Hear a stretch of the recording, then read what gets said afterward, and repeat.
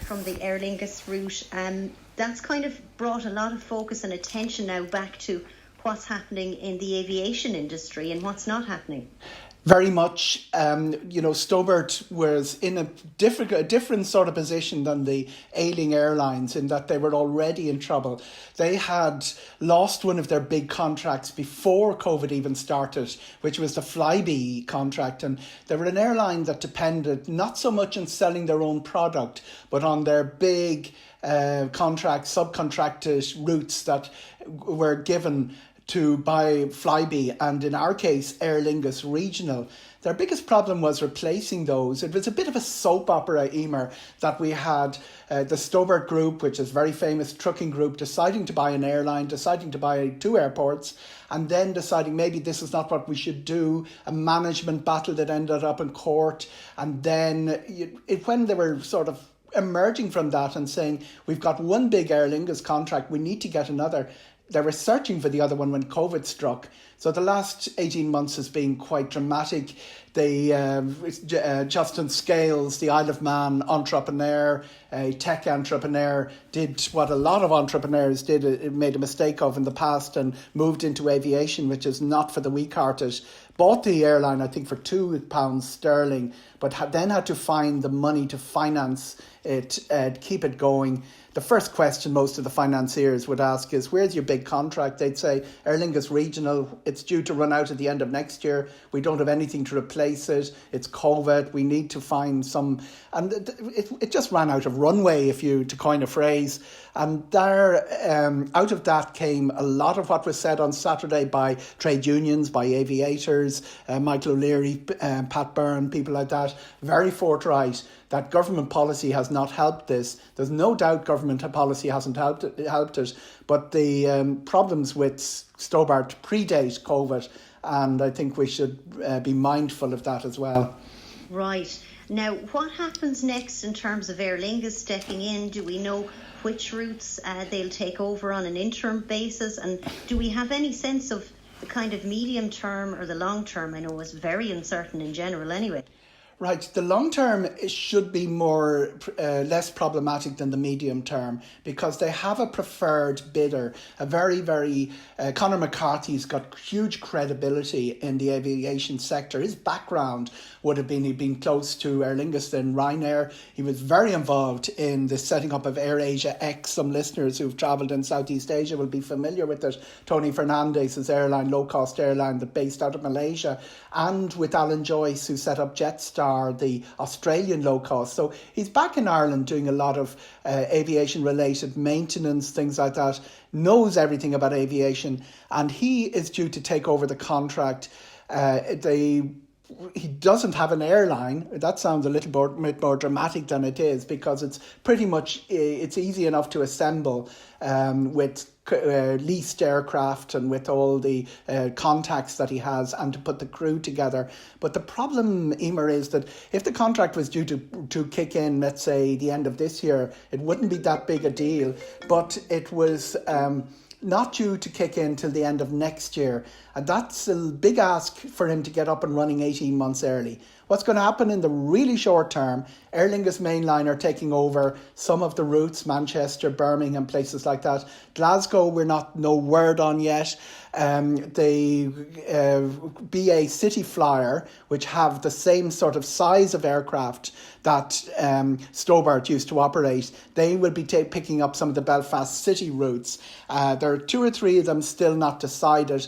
No idea, nobody has any idea what's happening with the PSO routes, different contradictory opinions about it. Certainly the department is of the opinion that they can have an expedited tender process to get a new operator on those Kerry, Donegal routes to Dublin. Very important. Not a lot of people using them, but the sort of people that use them, Eimear, is pretty important. It's people like medical services, which are crucial at the moment, cancer patients, people that don't handle the road journey very well. Very important for those. But those 2 routes may have to be retendered. That may be a problem. There are other people who will look for the business, including Pat Byrne, CityJet, Logan Air, people like that. Then Aer Lingus Mainline, running A320s double daily on those routes when there are so few passengers does not make commercial sense. That's why Aer Lingus Regional was there in the first place. So they may seek to put out a contract. We want the little smaller aircraft, turboprop, 70-seaters. There's loads of those because of COVID, loads of people to pick up the business. The real problem is the financing of it and how much of a hit can Aer Lingus take on that. They have lost €400 million in the last 15 months. It's colossal when you consider Ryanair lost 800 million and Ryanair's fleet is something like 14 times, or passenger numbers are 14 times what Aer Lingus is. Disproportionate hit on Aer Lingus, and will they be able to bleed a little bit more money to keep this going for the next year and a half until Conor McCarthy sets in? More questions than answers, but there's no doubt that long term the model did work, and it will work again when we get back to normal. In the short term, Aer Lingus are saying we're going to run these for a couple of weeks. That sounds to me just like repatriation. It just sounds like they're just looking after the people who've bought tickets on those routes and are not making a plan into August, September, October 2020. Has the government policy, in your view, and the public health rhetoric been quite hostile to aviation? And what are the political implications of all of this, our relationship with the UK now? Or are there any? There's no doubt that international travel was just held up as to blame. When those numbers went from 100,000 cases overall in January the 1st to 200,000 overall, February the 1st, everybody was sort of saying this invisible enemy. International travel was, we like to compartmentalise problems, and international travel was the one. If you asked listen back to any opposition TDs when they were giving out about the government response and they were asked what to do, they'd all say stop international travel, as if that would solve anything, because we can't keep the virus out of a prison. I mean, we can't. All over Europe, the prisons have been infiltrated, and if you can't keep it out of a prison, you're not going to keep it out of a country.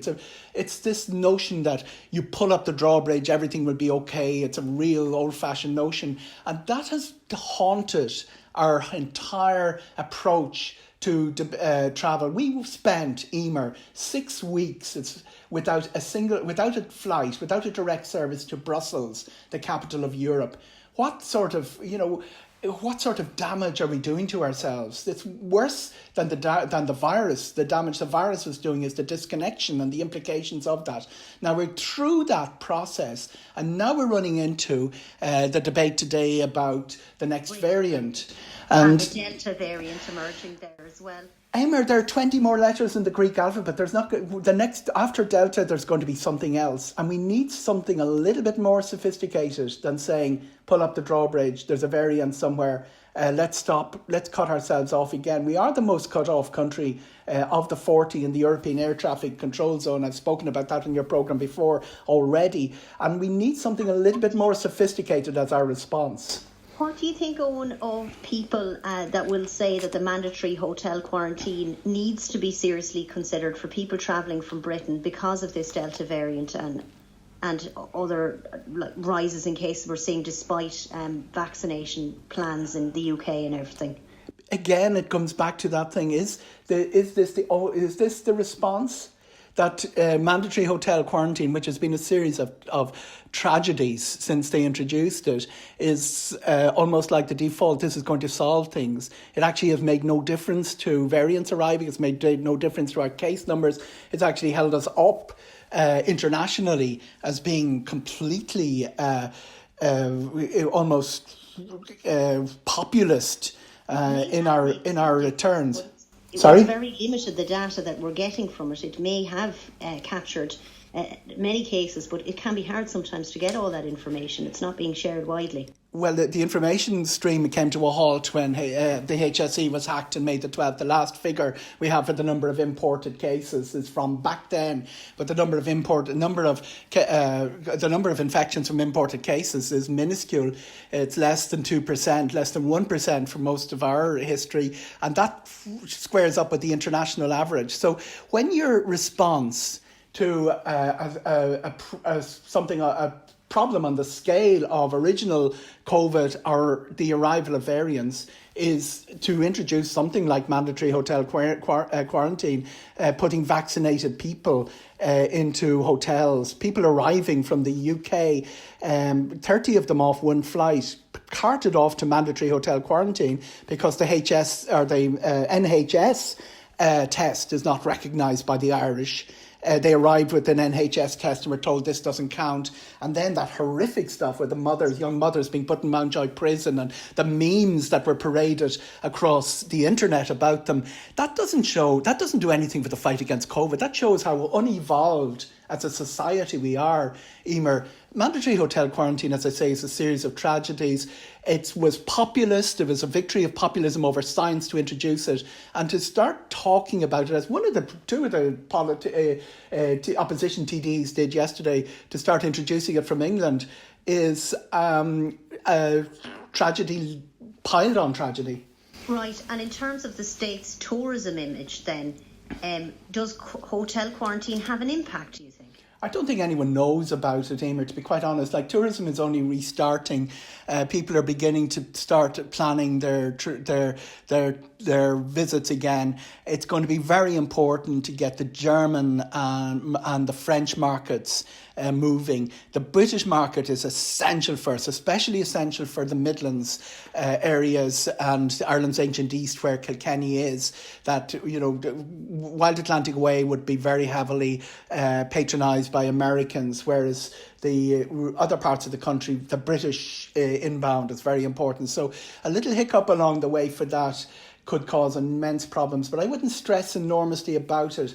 What's being talked about today is not mandatory hotel quarantine. That's been thrown into the pot by some opposition TDs. They're talking about increasing the option of release from the quarantine after nowadays you get to do a PCR test after 5 days, and it means you can move freely again. You don't have to self-quarantine. They're talking about extending that to 10 days. That's not the biggest deal in the world. I don't see that impacting heavily on connectivity, anything like that, because the uptake of it was much smaller than I expected.